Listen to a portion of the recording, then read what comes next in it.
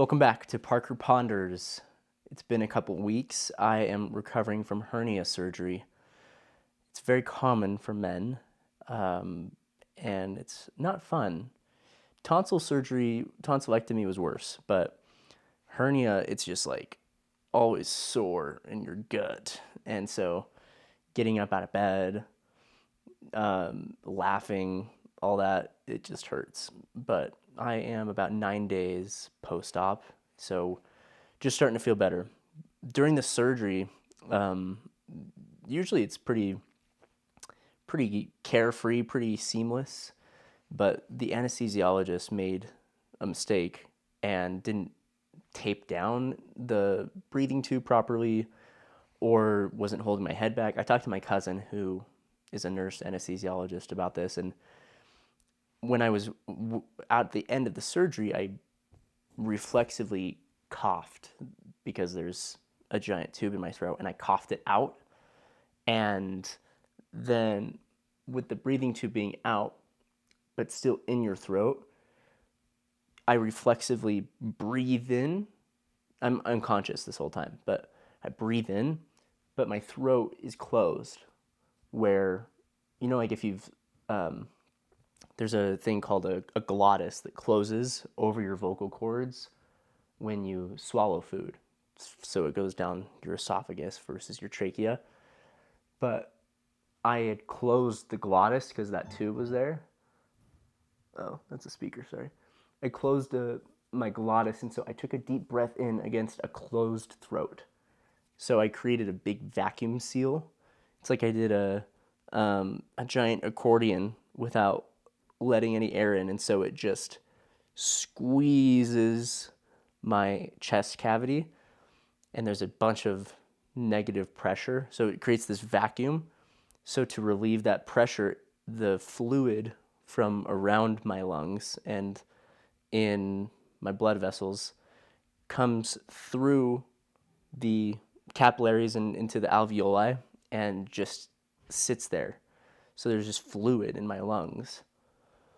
And so I couldn't breathe very well when I woke up out of surgery. I was coughing a ton.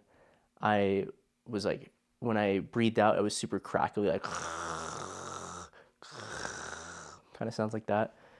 And it was really weird. It was an interesting experience because smokers who have smoked for years feel similar.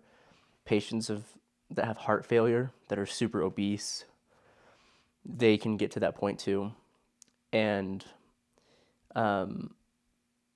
it's really interesting. I believe it's typically right-sided heart failure that can progress to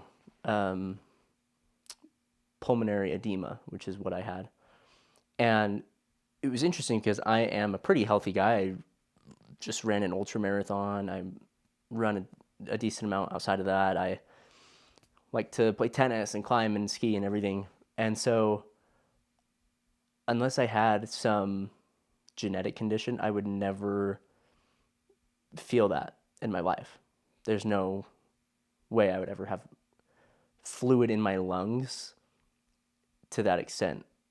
Maybe certain viruses, but basically, it helped me kind of understand how they might feel a little bit, and I definitely don't want to experience that again. It's just so uncomfortable, and you can't get like a proper exhale out. So it was a great reminder to not smoke and to not get obese, because those things truly just suck. It's terrible for quality of life. It really is. And I think we've all become way too accepting of obesity in America. We've taken body positivity and totally spun it on its head to make it enabling of destructive behavior that is going to lead to bad quality of life and so many things. Like if you're overweight, you're more likely to have diabetes, you're more likely to have heart failure. That can lead to kidney failure. That can lead to strokes. And all of that costs a lot of money. And so, as America's so overweight, and there's a lot of people that are pushing for more universal health care, which is a very complicated discussion. I think we should have more access to healthcare, but our system is insanely inflated because of insurance and how predatory insurance is, and the hospitals as well are way, way bloated with administration, and because they're working through insurance, they hike up prices of every drug that's given, of every procedure, because they know insurance is going to pay for most of it. And so it becomes this game of insurance making money because they're essentially an investment firm. They just they're using your money to go out and make investments, and then they're counting on the claims being less than their returns on their properties and other assets and investments. So they are trying to make as much money as possible. And the hospitals know that they're pulling from this massive source of wealth. And so they just hike up the prices. Like, of course, you're going to charge someone that has $50 billion under their management a lot more than if you were dealing with a single mom with 3 kids. It just, the insurance helps in a lot of ways, but it also has made the system so set up for predatorial and price gouging activities. And so there's just so many pieces that need to be fixed, and I don't claim to really know exactly how to make that solution. But point being, if we're going to move towards more universal healthcare, we can't all just be accepting obesity like it's healthy. I should silence my phone. But uh, I so yeah, I felt like I was obese for like 20 minutes. Good times.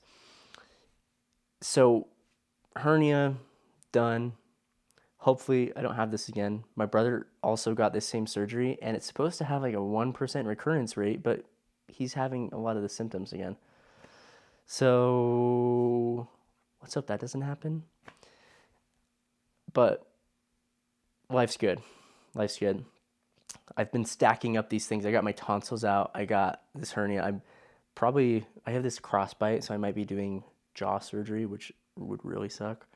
But I'm trying to stack all these up while I still have cheaper insurance so that I have lower out of pocket expenses. So, got to play the game. Got to play the game. I am excited. I'm going to Europe next week with my cousin Hans and my friend Logan. We're going to hit up 3 countries: Ireland, Scotland, Norway. And I'm so excited to just have an insane experience. And I'll probably do a podcast with them while we're out there. Maybe just walking and talking. But I am stoked. I've never done a Via Ferrata, and I hadn't really known what that is a couple months ago. It's a hike that's super steep, and so you are tied into a harness, and there's basically a metal cable that you are tied into with a carabiner, and you are just on the side of this cliff face. And so there's a couple of those that we're doing in Norway. A lot of my family heritage is from Norway and Sweden and the UK. So this is kind of a find my roots trip. My grandpa we call him Bestefar because Bestefar is grandpa in Norwegian. He was born there and lived in Norway until he was 5. My great grandma, I called her Mor. I didn't actually know her, but Mor means mom in Norwegian, and so she emigrated from Norway when she was 16, and she never saw her dad after that day when she left. She came to the US, started a new life, met my great grandpa, and I actually don't know exactly how they met. I should find that out, but they started a new life, and she never saw her father again, which is so crazy to me. If I never saw my parents again after 16, I would feel so lonely and so, I guess, scared a little bit. But you just adapt. There's a lot of people that don't see their parents past 16, but it's so crazy that she decided to do that herself. Um, and she was motivated because she wanted to come over because of religion. She became a member of the Church of Jesus Christ of Latter-day Saints, and as people know, the base is in Salt Lake City, so she wanted to be closer to where more church members were located. So that's why she left, but pretty crazy. So I'm excited to see Norway. I'm excited to I'm not going to see her home just because we don't have time. We're going to go see my great grandpa's home though. So I'm looking forward to that. It'd be really cool. It's funny, I'm doing a lot of the same things that I did in 2019. It's like a kind of a mirrored year of 2019. So I went to San Francisco in 2019 in March. I just went to San Francisco in April this year. Then I went to Europe in May, and I'm going to Europe in May this year too. And I went to France in 2019. I'm going to France this year. And then I guess that's it. But there's a lot of reflections of 2019 in this year.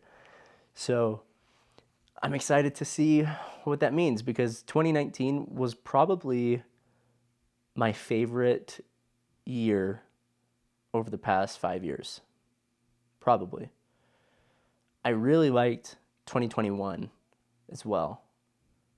I had a really, really fun relationship. So 2021 was great. 2019 was also really, really fun.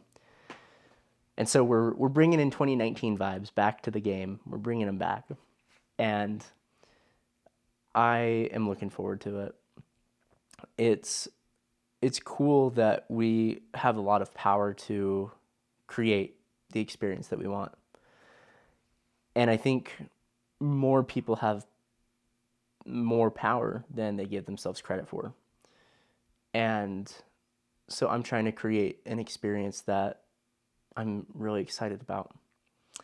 With work, it's there's a lot of moving pieces, but I might have a pretty cool announcement in a couple of weeks.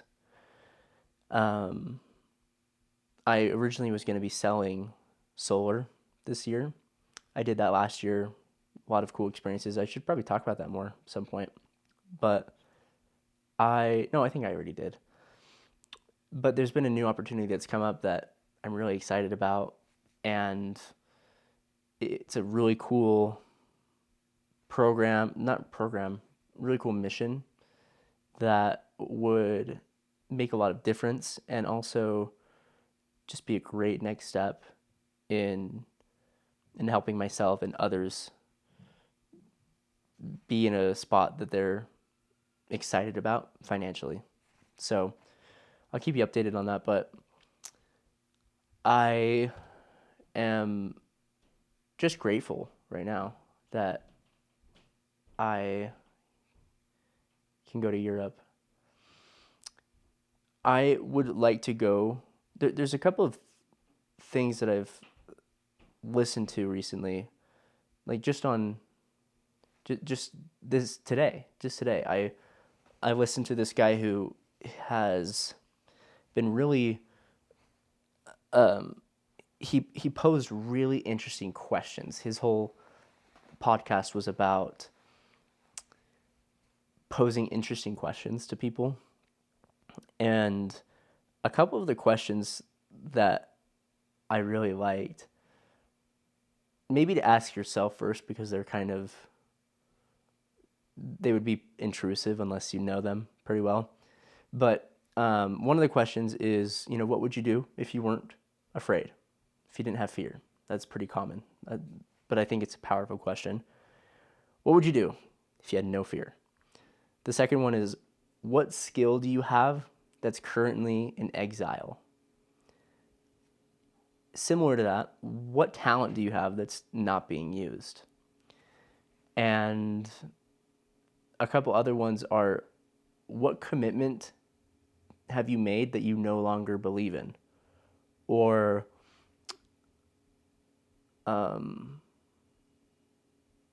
what's a value that you want, but your actions don't reflect that desire?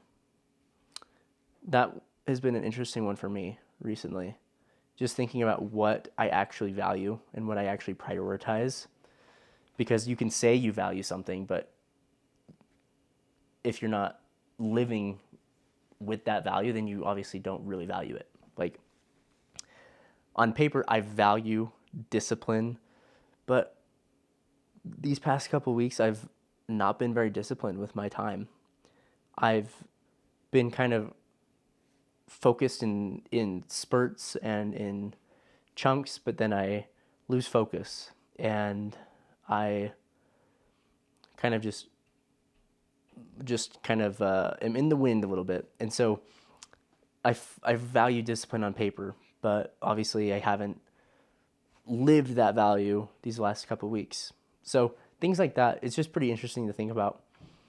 But there's a lot of values that I do act on, that I like friendship and prioritizing relationships. I've done a good job at. So just be interesting to think about a couple of those questions. And I'm always looking for new, interesting, genuine ways to connect with someone, because that's where I get the most satisfaction in life when I feel a real connection with someone, whether it's through an experience or time or both, or shared emotion or problem solving, or resolved conflict can bring connection too. There's a lot of different ways, but that is the way that I found most satisfaction, I think, in life. Just connecting and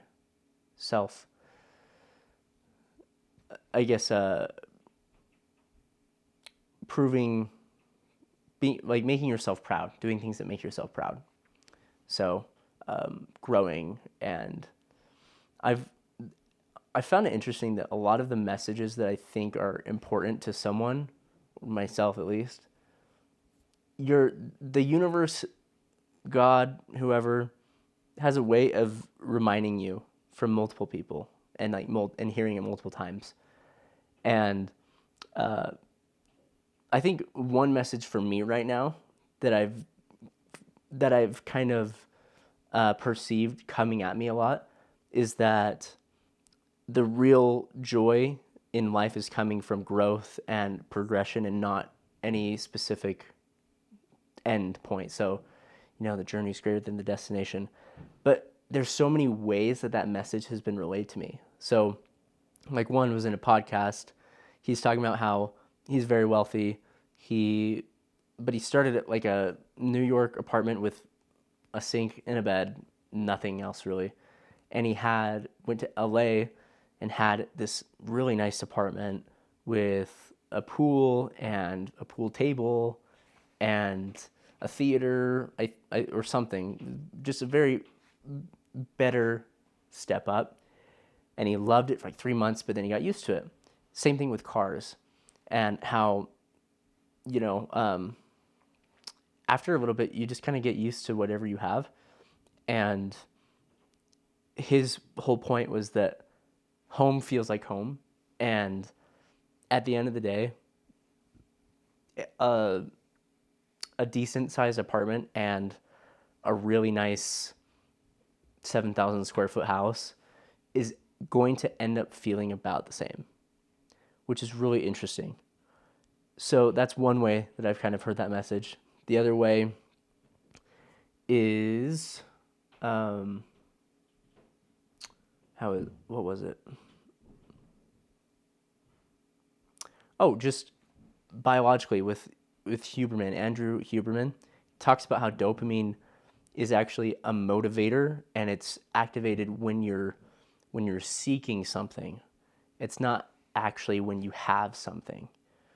And so dopamine, that drive, that hormonal drive, is coming from seeking, not really finding as much. And so that's another thing. Our biological hardwiring is set up for seeking more than actually finding. And then another guy, again, I'm pretty bad with names, but this other guy who sold a company really successfully, and he's just been kind of a public speaker since then, talks about how his satisfaction has come from stacking up little wins every day. So he's ran every day for years on end. And he said, whatever this is kind of a different message, I guess, but another one that's been kind of brought to me is that no matter what happens in your day, if you can do a few things or do one thing that guarantees a win for that day, you can rest knowing that you're better off than you were the day before. So for him, it's running every day. For another guy, it's reading 30 minutes every day. No negotiation. Another person, it could be doing an act of service. It could be anything like that. Calling someone every day and making a connection. So I think that's a powerful tool to building yourself some momentum for success, because there's a lot of days where I don't get as much done as I wanted to, or I don't feel like I'm moving forward in the pace that I want, at the pace I want. But if you can just guarantee yourself a win every single day, then you start to believe in your abilities a lot more. And that belief then translates to performance and accomplishment. And so it is a very positive enforcement cycle that if you can get going, the results will just continue to be exponential. So I'm trying to decide, because there's so many things that I want to do. And when there's so many things you want to do, and then you don't do most of them because you can't at any given time, I've found that I just always feel like I'm failing because I'm not doing the 97 things that sound cool to me. So what I'm going to do this week is determine 3 things that I want to regularly commit to that aren't work. 3 things. And more than that, if I get to it, great. But there's only so much bandwidth that you have at any given time. So I'm going to set myself up for success by identifying 3 things that I do consistently and 1 thing that I do every day. And I'm going to set a period of 6 months because, things change. But I believe that it's helpful to commit to it for a long enough period that it becomes meaningful and that it becomes a behavior that you can rely on, and it's not just a fad. It's not just a phase. And yeah, basically it's based on discipline more than just motivation. But I want to set myself up to feel successful and to be successful because I want that energy to continually reinforce itself. Well, go stack up those wins, and I will talk to you next week. Peace.